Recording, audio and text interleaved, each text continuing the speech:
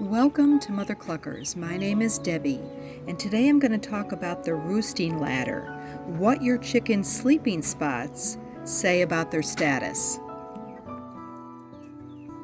As the sun sets, the chicken coop becomes a place of order and routine. The flock naturally knows when it's time to head inside, and they begin making their way in just before darkness fully sets in. Chickens rely on their instincts to seek shelter at night, and their internal clock tells them when it's time.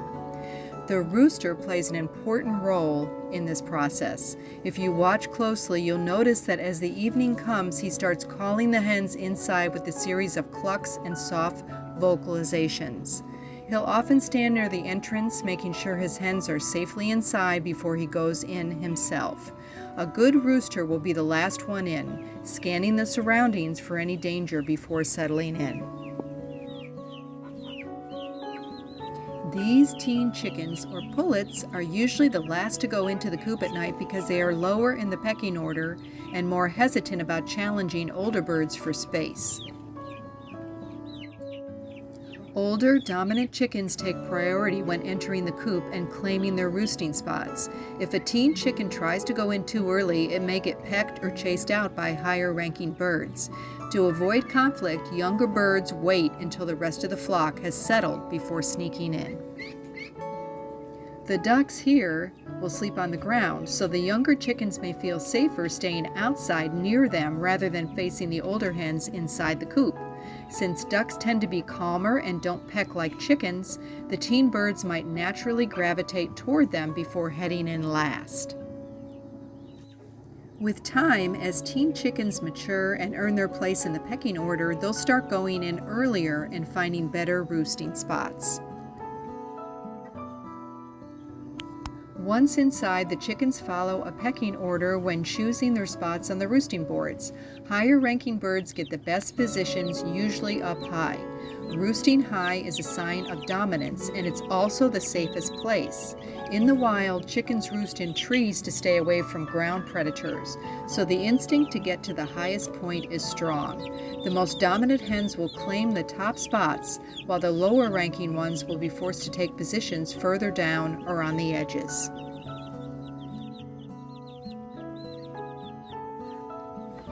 Ducks, just like chickens, have a social hierarchy. The older ducks have already gone in and settled into their usual spots, but these teen ducks, if they walk in too soon, an adult might give them a nudge or a peck to remind them of their place. So the younger ducks wait. They avoid the small confrontations that come with settling in for the night.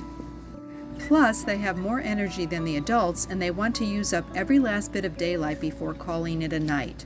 While the older ducks are ready to rest, the younger ones might still be exploring, preening, or foraging for a final snack.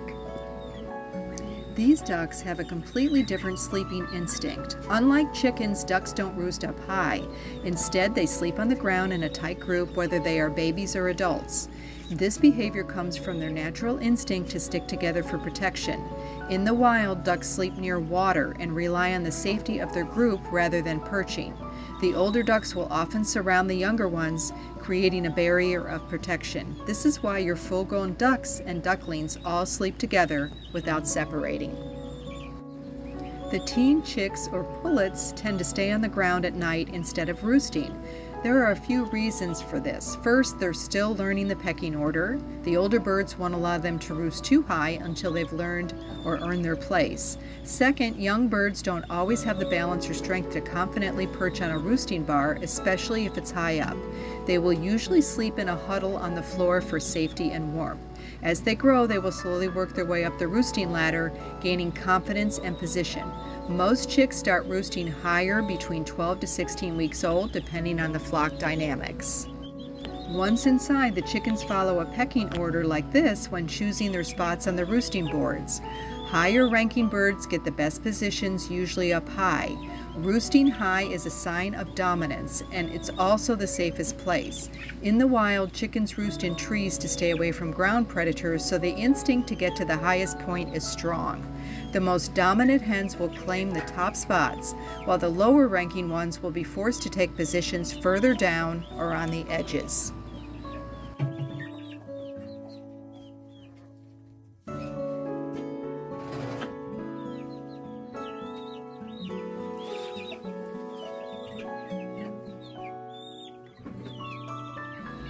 Inside the coop, the way each bird roosts tells a story about the flock's hierarchy.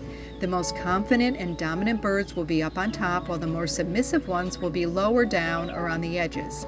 New birds introduced to the flock will usually start on the lowest roost or even the floor until they find their place in the order. Over time, as younger birds get stronger and challenge older ones, they may work their way up to a higher position. It takes time for teenage chickens to earn a spot on the roost.